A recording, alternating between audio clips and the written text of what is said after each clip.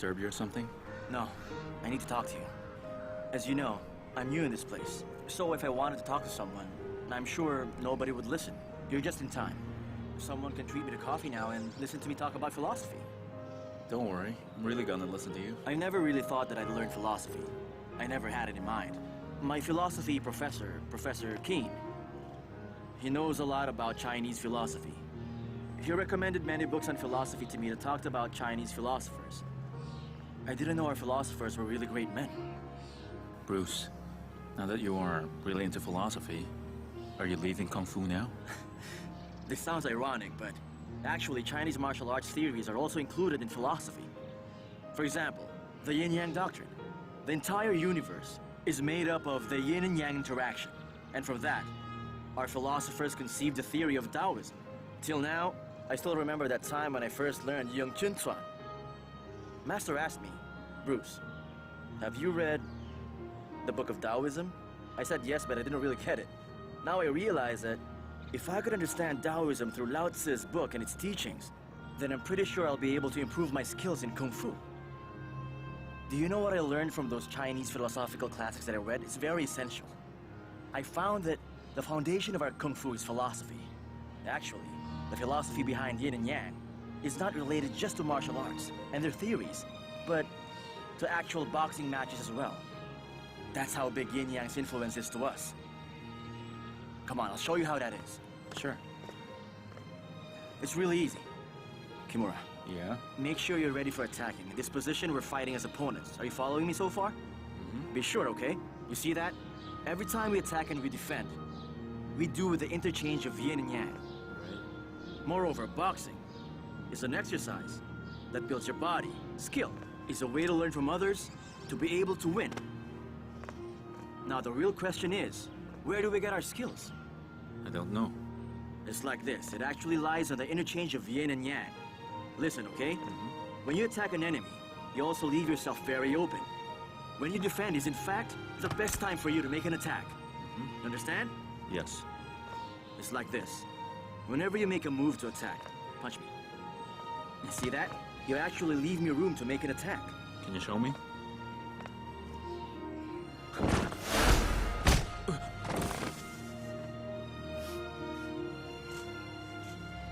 Listen, it is said, upon attaining the pinnacle of one's power and greatness, will follow a fall. That's what I want to tell you. Make sure you know it by heart. If you want to improve your Kung Fu and further increase your skills, then you have to always follow the regular pattern of yin and yang. Keep this in mind. The theoretical base of Kung Fu is philosophy. Got that? I actually believe that for someone to become a great master, he has to understand philosophy as well as learn yin and yang. And Taoism. Taoism? How was it? Today's lesson was really important. Did you learn a lot? Yeah, I did. I'm sure that there are many great martial artists, but I think there's only one that can link martial arts to philosophy. That person is you. You know, Bruce, I'm certain you'll become a martial arts legend. That's why right now I feel lucky to be your student. I wish you're right. By the way, Bruce, have you thought about starting a Kung Fu school? Kung Fu school, you say? Yeah, we talked about this before, just a few days back. You said that you wanted Kung Fu to be the #1 martial arts known all over the world, and establishing a Kung Fu house will be the right way to achieve that. Before, when Japanese judo and karate were introduced to the US, nobody knew about them. But the Japanese are good. I mean, we made them known by starting martial arts dojos. Through that, Japanese martial arts became known across the country. That's how things happen for us. That's why I'm thinking, since you have that kind of goal, maybe you can do what the Japanese did back then. Use us as an example. You're right. In doing that, I'll be able to make Chinese Kung Fu popular in America. But you know, the thing is, I'm not yet ready. I don't know what to do. What do you mean by that? I don't get it. Renting houses, equipment, all of that. Those are problems. Look at me now. I don't have a job. I'm really obviously broke. And I can't do anything. You're saying that getting enough funds is your main concern. Maybe I can sell my tea house for you. That should make some money. What's that? Are you nuts? No, I'm not crazy. If I asked you, you wouldn't agree that I sell the tea house for your Kung Fu house, so I decided to sell it myself. But why? Kimura, you know what? I've actually learned about your past. I know that you've devoted yourself so much to that one place you own. I know that tea house means everything to you. It's your life. That's fine, Bruce. I got a different life. Now it's Kung Fu. Compared to that big dream you have, my small tea house means little. It's really nothing. You understand?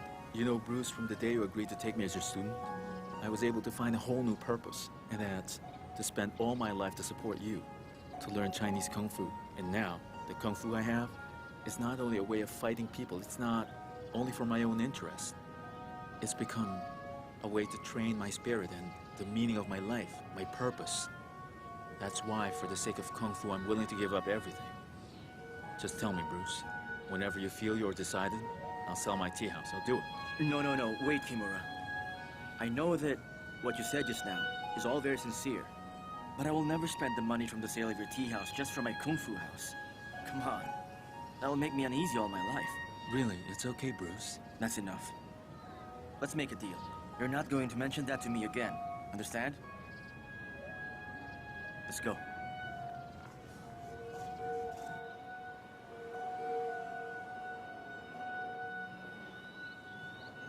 Professor, have you read my paper yet? Oh, yes, I have.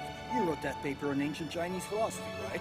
I actually read it quite a number of times. You know what, Bruce Lee? I find your paper really good.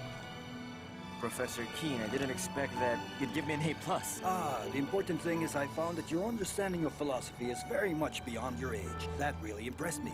I've been teaching for quite a number of years, and you're the first student I've met with such a profound understanding of Chinese philosophy. It's quite innovative for you to interpret Chinese Kung Fu using philosophy. Also, your narrative is very deep and comprehensive. Professor Keen, you praise me too much. No, I don't think so, Bruce. I don't like the Chinese style of humility. I praised you because you were good. I didn't overpraise you at all. It would be hypocritical if I did that. Remember, Bruce, whether it's overpraising or over-humility, it doesn't matter, because they're all false anyway. Philosophy is above all hypocrisy. Okay, I got it. I gotta go. Hold on. What do you do in your spare time? Basically, reading and practicing Kung Fu. I also have spare time to do some part-time jobs to make a living. Do you still feel confused about anything? A little bit. What do you mean by a little bit? Mostly because I can't find a comparable rival. A comparable rival? I don't understand what you mean. Professor Keen, when I first met you, I told you about my goal. I want to be a great martial arts master. I want to be the best that I can become. But after I came to Seattle and visited different martial arts houses and had a match with a Japanese karate artist, the result was even the so-called best karate master in Seattle couldn't even take just a single punch from me. So you want to find someone who can help you improve your Kung Fu skills? That's right. And you're saying that Seattle has disappointed you, right? I guess so. Now I understand. Have you heard of the saying by Rodin?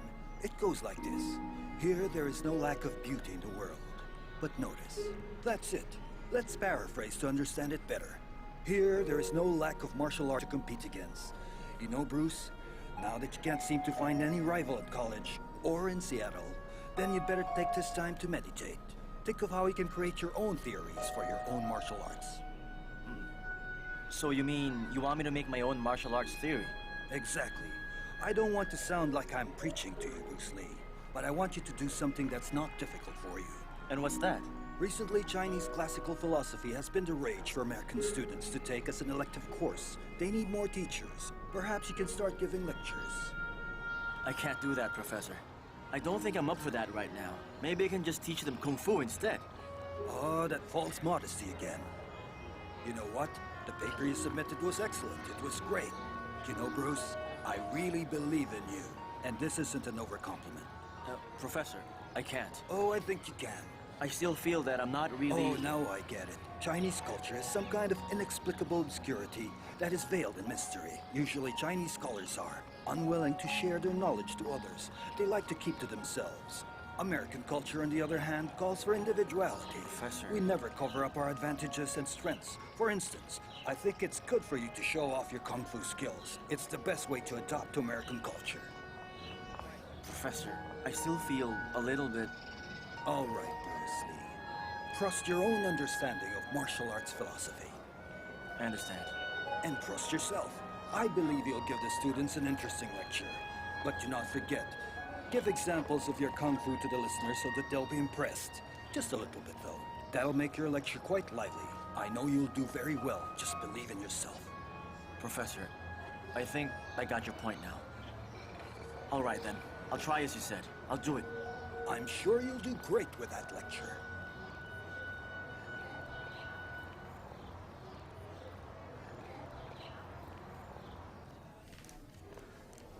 Okay, listen to me, please. This is the symbol of yin and yang. It may look very simple, but it has a lot of philosophy in it. What's that? Why are you laughing? The symbol was created by my Chinese ancestors over 3,000 years ago. This is yang.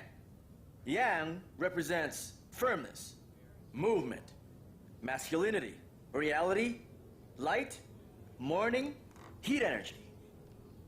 Yin here is its direct opposite.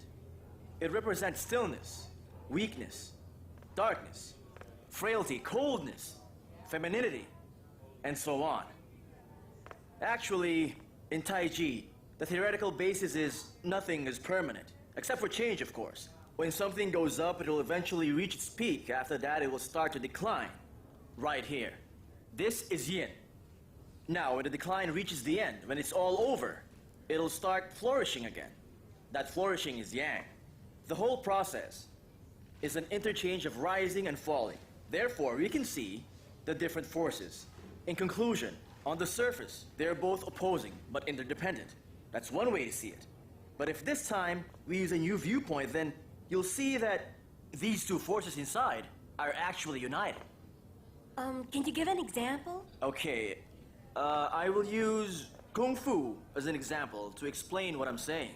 Does anybody here know the actual meaning or essence of martial arts? What else, man? I think the only essence of martial arts is fighting, nothing else. Yeah, that's right. They just want to hurt people. Yes, miss? Since martial arts is fighting, then it's the confrontation of yin and yang. From what Linda said, martial arts is what men and women often do when they're together at night.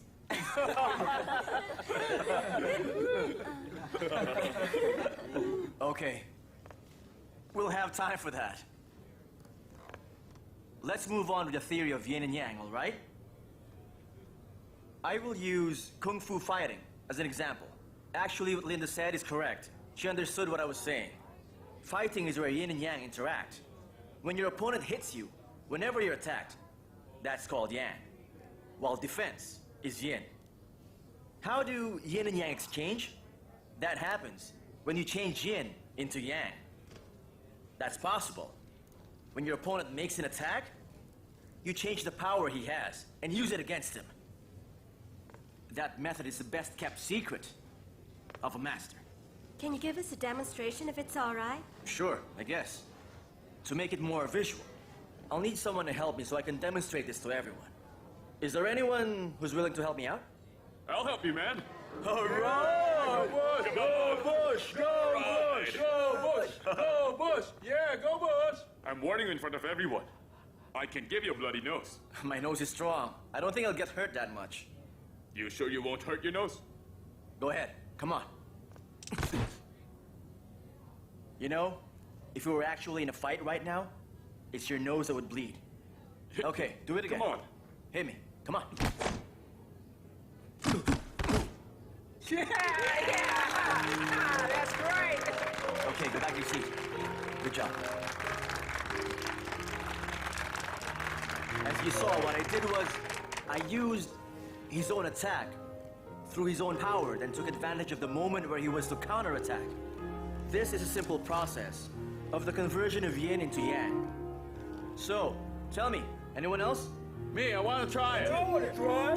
Yeah. I got to try, man. Yeah. Come on, let's go up there. All right, so what are you gonna do? Try to kick me, all right? All right, I'll kick Use your you. left foot. Okay. Attack. Good. Okay. Not bad. Again. All right. Faster. That's it. One more time. Good. You're getting the hang of it.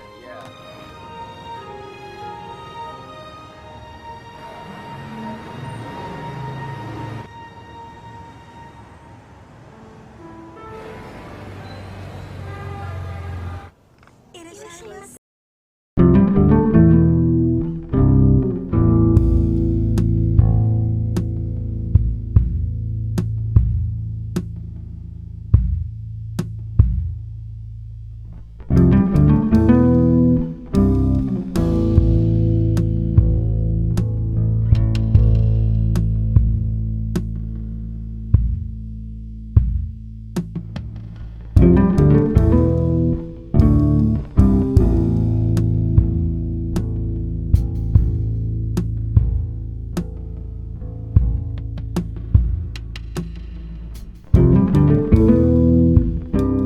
Chinese. Hi.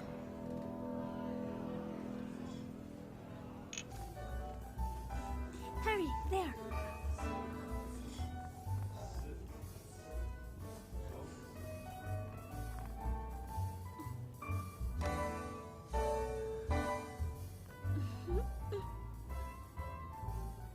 You've been here before? Yeah. Every time Dad comes to America, he makes sure he comes here. That's why I come here often. But I guess I haven't taken a man over to this place to have dinner with me. You're the first guy that I asked to come with me to dine here.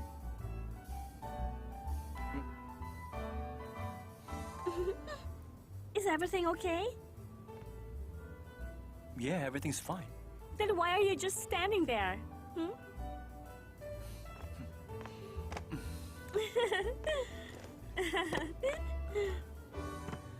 You're kind of cute when you laugh. Really now? I didn't think you had it in you to give out compliments. I thought you didn't know how to praise people at all. Really? Bruce, actually, I wanted to talk to you about the two of us. What about it? I wanna give you a little surprise. What surprise is that? Dad told me that he'll make a special visit, so he's arriving anytime. A special visit, you say? What do you mean by that? How can I say this? He wants to see my man. Whatever you ask him, I'm sure he's gonna give it to you. I'm gonna die now. Come on, love. Can you just die later after we've had dinner? Huh?